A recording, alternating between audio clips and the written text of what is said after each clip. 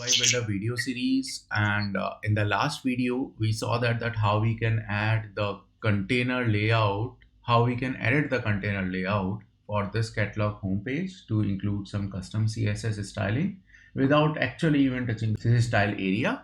Now in this video, what we gonna see is that how we can add a new knowledge page, and how we can add a new article related to that knowledge page.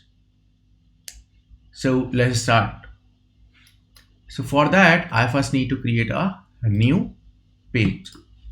So Mila, for this page, do you want to use any kind of page template or just directly a new page? No, for now, let's just use a new page. Let me call it as knowledge article. And let's create it.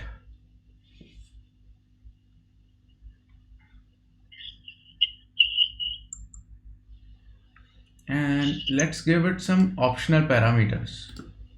Okay, let me call it as sysID. Save. Any other option parameter you want to add, or probably we can add later? Yeah, we'll add later, but for now it's just fine. Yep. So our knowledge page, knowledge article page we have created, and you see that it will ask for a sysID. What I'll do is I'll copy generic sysID. Let me check it if it's the sysID of knowledge article.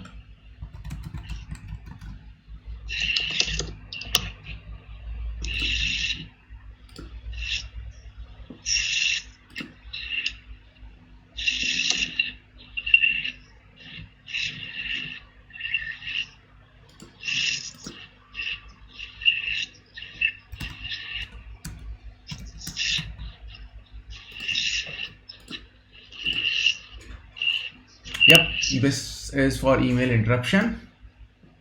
So I have added this one.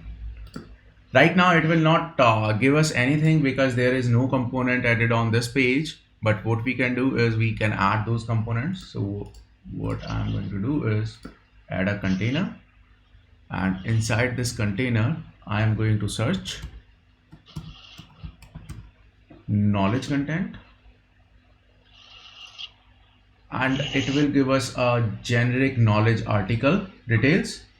So Milap, now if you can speak about this knowledge article one, and if we need to modify all these things, what are the things has been provided? Yeah. So basically, on the right hand side, typically we see that there is a JSON. If you click on edit, it's a default JSON, and that's the reason. No, not that edit. Yeah, the edit in between of the. So basically, no. Okay, got it. Yeah, so that is an edit. Yeah, put it in the. I mean, you can click on that formatter on the top. Okay, so see, this is how you're getting that information. Okay, so ideally we should get the information about the sysID what we have on the top, right? So now we will map that component, and typically what we can do is so how this entire thing works is we will bring first the information about the knowledge article, right? And for that there is out of the box data broker called get knowledge record. We'll fetch the data with that and then map whatever data we get to this component. So for now, let it be as it is. Cancel this, and we'll create a new data resource. Let me add a new one. So you were saying to search for knowledge, right? Let's just say get knowledge record or something like that. Get knowledge record details. Yep, exactly. That's the one. Okay, and it says the article ID. Yeah, and now we will map article ID to the one on the top, which is nothing but the context dot props dot sysID. Yeah, first one. Top one. That's it. Now see, that's part of the data broker, right? It shows you whatever you have mapped and what's the output, right? For the data broker now, we'll take the result of the data broker and bind it to the property on the component.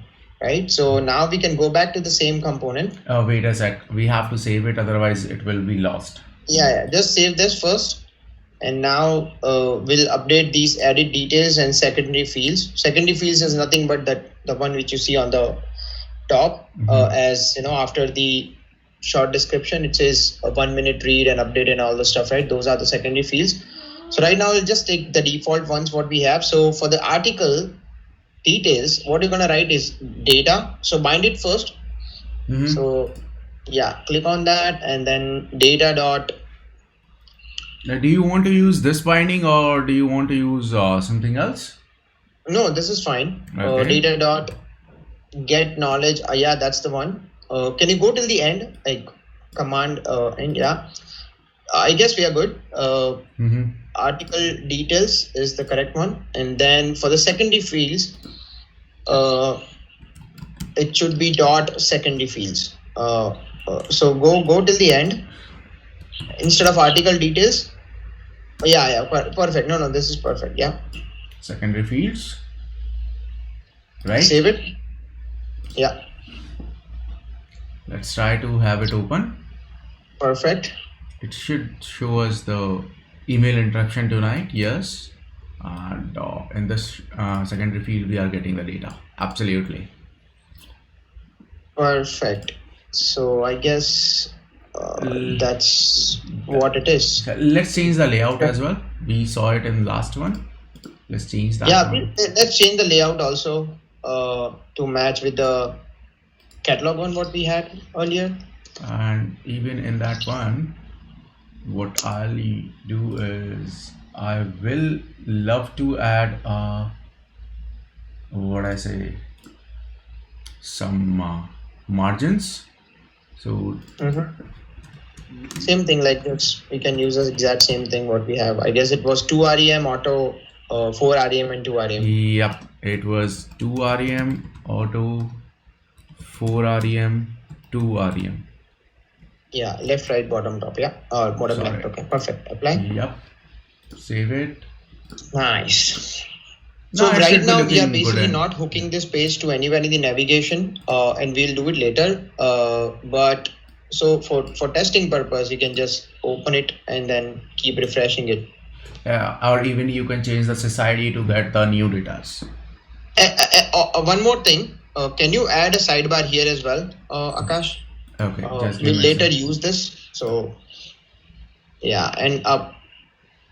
Okay, because we have changed the layout setting, so we need to remember one thing, that as soon as we change the layout, our layout settings might change. Layout custom settings might change. That's correct. That will be, I guess, reset. I never tried this, but let's see. Definitely, it would be the case for sure. Yep, it's reset. Now, if you see, our styles are again gone. So what we will do is that margin 2 REM auto, 4 REM, 2 REM, and again one more thing, yeah, 9 to 3. Sorry, 3. Apply. Perfect. Save, and let's open. Now we are. Now we are having it. So that's it, folks. That's in this video. In the next one, we're gonna see that how we can add some more components like rating component and how to work with that rating component. But till next time, thank you. Thank you.